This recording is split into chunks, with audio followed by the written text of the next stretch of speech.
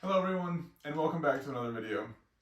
Today in my hands I have another kind of special horn that's near and dear to me. This is my old tenor saxophone. This is a THEO WANNE Mantra. It's one of its first series saxophones, and this is one of 200 that was ever made. And I've had this in my saxophonic journey for about 11 years now, and it felt like a good day just to kind of get them out and talk about it a little bit. So this horn is, I think, an interesting angle to talk about a little bit more of the modern saxophones and the grand picture of this research, because this particular saxophone was the first of its kind for a while. Before this instrument came out, there weren't a lot of different designs really hitting the market, and THEO put a whole bunch of R&D into this design, and it was really kind of this exciting breakthrough idea of what new features can we bring out in an American designed saxophone. Although this saxophone wasn't fully built in the States, it is very much the continuation of the lineage of this American saxophone idea, and the sound, the concept, and what we bring together that makes this horn unique. There are a lot of different features in this instrument. It starts at the very top of the horn and goes to the very bottom of the horn. I am playing today the mouthpiece that he made with the saxophone, the mantra itself. I don't believe these are made anymore, both the saxophone and the mouthpiece. But this kind of combo was unique to this sound that THEO was working towards building, and it's quite customizable. You can take this to a very powerful and bright aspect. You can really try and tone it back with just your own personal sound characteristics.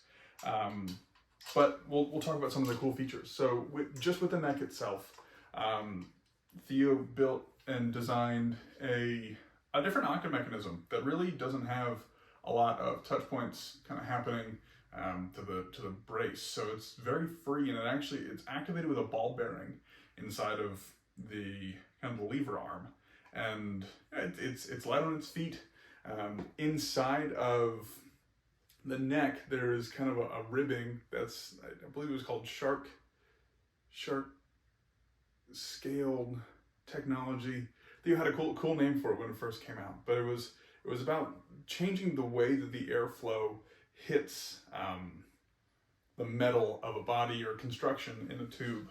And just from the top down, you start to have this unique experience that you don't really find in other saxophones built quite like it.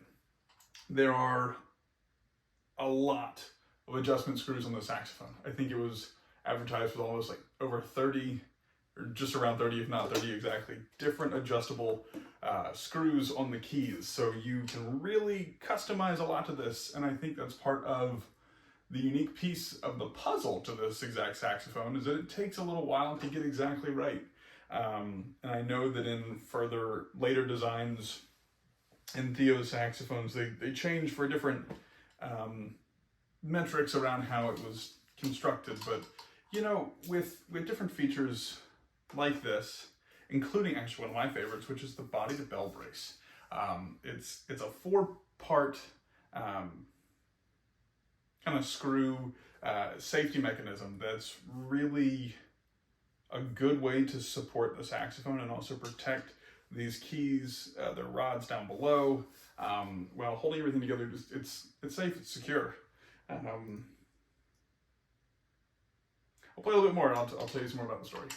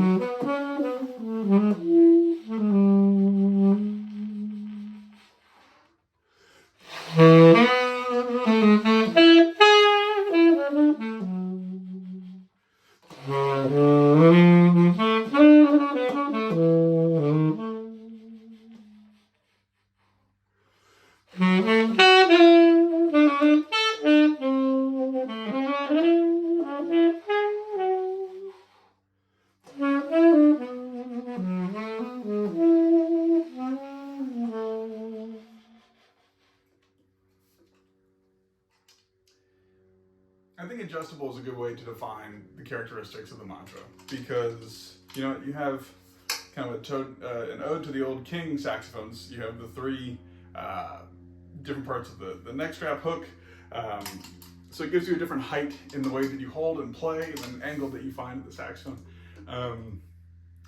This instrument is particularly heavy. The alloys to this saxophone, it has a very special blend.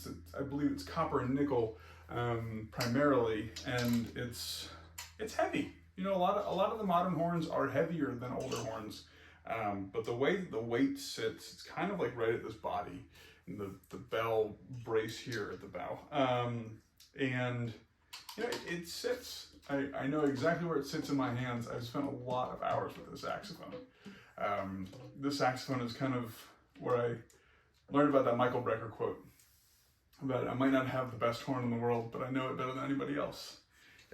When I went overseas and I had this horn with me, I was kind of the only person that had one. There was actually in Vienna, a store kind of came across one after they had seen mine, and the people called me and they said, "Hey, you need to come take a look at this. We have another one of them." And I did, and because each one of these saxophones is so unique, they're all completely different playing experience. This one I've had kind of set up to really fit the specification that I was looking for, and I have to just quickly thank Bertie Lampert for that. He and Sax Service in Vorarlberg do an incredible job bringing out the voice of a saxophone, and you know, I let Bertie just kind of work on this to bring out the right parts of its sound, and you know, ever since it's really come to be. But yeah, you know, when you get a saxophone from brand new and you break it in over time, you are imparting and imprinting so much of your own story and it back to you that, you know, every time I feel this instrument in my hands, I'm remembering a lot of different memories, and a lot of different notes come to mind, and it's very comforting. I was kind of practicing this with the saxophone for a little while before filming this today, and you know, it's really great to kind of get back in touch with those things occasionally, you know, as you dust off certain memories from the shelf.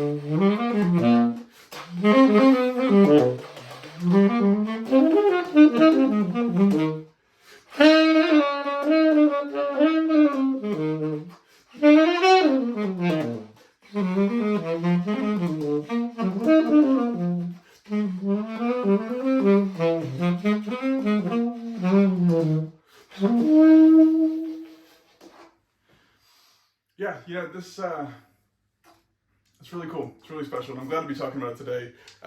So this is the mantra number 150. As I said, there were 200 of these originally made.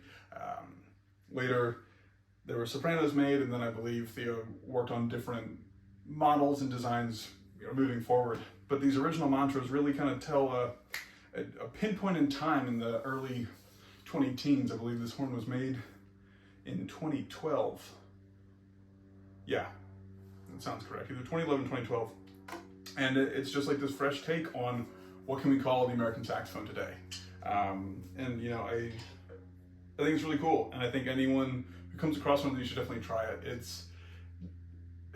It's very open. I mean, the sound is so open on these saxophones. You really will spend time kind of working where is your pinpoint locations for tuning, for sound. There's time to be spent with these, but it is always time well spent if you do it with good intentions. The mantra is just one of many saxophones in the history of the instrument and its different designs and manufacturing processes. And, it's quite a cool one. It's quite a unique one, especially with the small numbers in which they were made.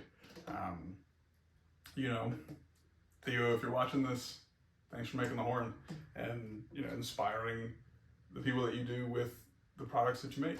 I think it's an incredible thing. And this is mantra number 150, and I hope you guys have enjoyed this kind of walk in the past.